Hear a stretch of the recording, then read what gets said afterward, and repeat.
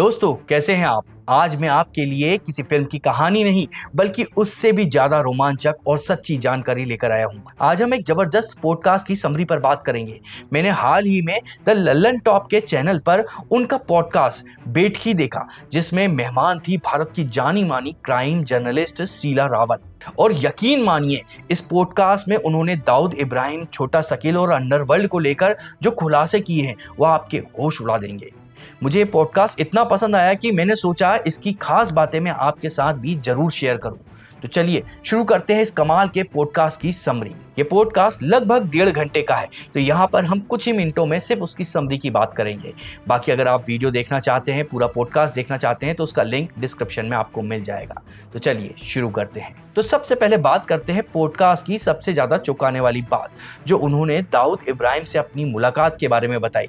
जी हाँ, आपने सही सुना। पॉडकास्ट में शीला जी ने बताया कि ये बात है साल 2005 की। दुबई के ग्रैंड हयात होटल में क्रिकेटर जावेद मियाद के बेटे का वलीमा यानी रिसेप्शन था। अब ये शादी इसलिए चर्चा में थी क्योंकि मियाद के बेटे की शादी दाऊद इब्राहिम की बेटी से हो रही थी।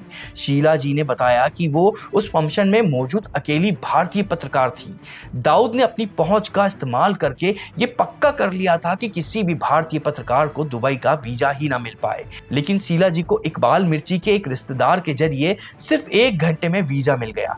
जब वो दुबई पहुंची तो एक काली मर्सिडीज उन्हें लेने आई और सीधा होटल ले गई। और मजे की बात यह है कि उनका कमरा ठीक उसी बैंक्वेट हॉल के ऊपर बुक था जहां फंक्शन होना था। जब वो फंक्शन में जाने लगी तो दरवाजे पर उन्हें रोका गया, लेकिन उन्होंने हिम्मत से कहा कि वो जावेद मियादाद की मेहमान है। इसके बाद दाऊद के एक करीबी ने किसी को फोन किया और फिर उन्हें बड़े सम्मान के साथ अंदर आने दिया गया। और फिर वो पल आया जिसका जिक्र सुनकर मैं भी हैरान रह गया। शीला जी ने बताया कि जब वो नीचे आई तो उन्होंने दाऊद इब्राहिम को अपनी आंखों से देखा। वो एक कमरे में बैठा था, बिल्कुल वैसा ही दिख रहा था जैसा अपनी पुरानी तस्वीरों में दिखता था। बस उम्र का उसके चेहरे पर थोड़ा सा असर हो गया था और थोड़े बाल भी झड़ गए थे। उस रात वो दाऊद से बात नहीं कर पाई क्योंकि उन्हें अपने चैनल के लिए ब्रेकिंग न्यूज देनी थी। लेकिन इस एक घटना से ये साफ हो गया था कि दुबई में दाऊद का रसूख कितना बड़ा था। पॉडकास्ट में उन्होंने ये भी बताया कि जिस होटल में ये सब हो रहा था उसमें दाऊद की पार्टनरशिप भी थी, और वो भी दुबई के शाही परिवार के एक सदस्य के साथ। इतना ही नहीं, उस दौर में दाऊद दुबई के गोल्ड एक्सचेंज में सोने का भाव तय करता था। सोचिए कितनी बड़ी पहुंच होगी उसकी। अब आते हैं उस सवाल पर जो हम सब के मन में है, दाऊद इब्राहिम आखिर है कहां? क्या वो सच में पाकिस्तान में है? इस पर शीला जी ने अपने पॉडकास्ट में एक बहुत बड़ा दावा किया। अपने सूत्रों के हवाले से उन्होंने बताया कि ना तो दाऊद पाकिस्तान में है और ना ही छोटा शकील। ये सुनकर मुझे भी झटका लगा क्योंकि हम तो सालों से यही सुनते आ रहे हैं। उनके अंदाजे के मुताबिक छोटा शकील दक्षिण पूर्वी एशिया के किसी मुस्लिम देश में है और दाऊद अफ्रीका के किसी मुस्लिम देश में, जैसे यमन या सीरिया में, वहां पे हो सकता है। उन्होंने डी कंपनी के काम करने के तरीकों को भी समझाया। उन्होंने कहा कि इसे कॉरपोरेशन की तरह समझिए जिसमें दाऊद चेयरमैन है और छोटा शकील उसका सीईओ। दाऊद भारत से भागने के बाद कभी भी मीडिया के सामने नहीं आया, हमेशा छोटा शकील ही उनके नाम पर बात करता था। शीला जी ने यह भी शेयर किया कि उन्होंने अपनी पत्रकारिता के दौरान दर्जनों बार छोटा शकील से फोन पर बात की। एक बार तो शकील ने उन्हें उनके काम के करने के तरीके पर धमकी भी दी थी। उन्होंने भारत के शाह के केस में कोर्ट जाकर छोटा शकील की आवाज की पहचान भी की थी। यह सब सुनकर अंदाजा होता है कि एक क्राइम जर्नलिस्ट की जिंदगी कितनी जोखिमों से भरी होती है। इस पॉडकास्ट में एक और बहुत गहरी बात जो उन्होंने शेयर की वो ये थी कि ये गैंगस्टर अब सिर्फ मुंबई के भाई नहीं रह गए, इनका नेटवर्क इंटरनेशनल हो चुका है। उन्होंने साल 2000 का एक किस्सा सुनाया जब वो बैंकॉक में छोटा राजन से मिलने गई थी।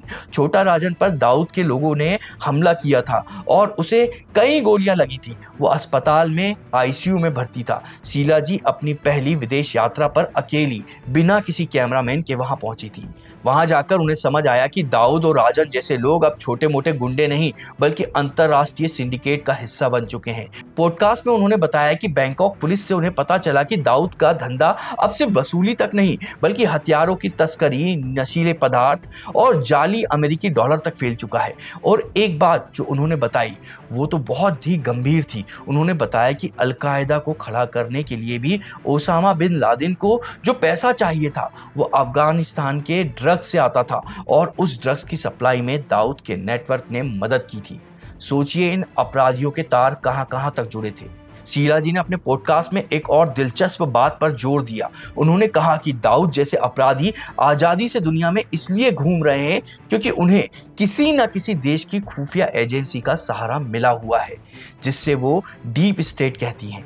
उनका मानना है कि यह CIA, MI6 या मोसाद जैसी किसी भी बड़ी एजेंसी की मदद के बिना दुनिया में कोई भी बड़ा काला धंधा कोई भी नहीं कर सकता है। ये एजेंसियां इन अपराधियों का इस्तेमाल दूसरे देशों पर दबाव बनाने या उन्हें परेशान करने के लिए करती हैं। दाऊद अब सिर्फ एक अपराधी नहीं बल्कि एक ऐसा हथियार बन चुका है जिसे बड़ी ताकतें भारत के खिलाफ इस्तेमाल करती हैं। उन्होंने आज के भगोड़े जैसे नीरव मोदी और मेहुल चोकसी की भी बात करी। उन्होंने बताया कि ये लोग पुराने डॉन की तरह भागे नहीं बल्कि ये कायदे से देश छोड़कर गए। यहाँ तक कि नीरव मोदी तो अपने कुत्ते के साथ देश से निकला था।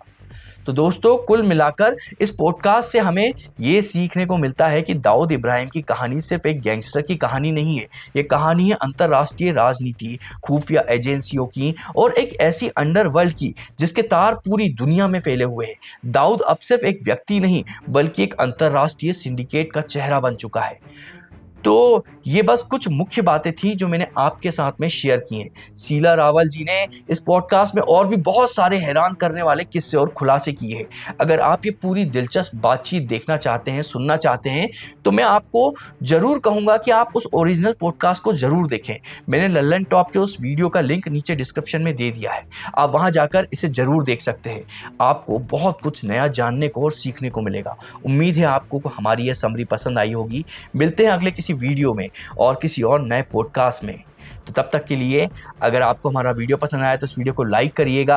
और YouTube पे एक नया हाइप का ऑप्शन आया है जिसे आप कमेंट को स्वैप करके देख सकते हैं। आप इस वीडियो को हाइप भी करिएगा और साथ में हम ऐसे और पॉडकास्ट लाते रहेंगे, तो हमारे चैनल को सब्सक्राइब भी करिएगा। धन्यवाद।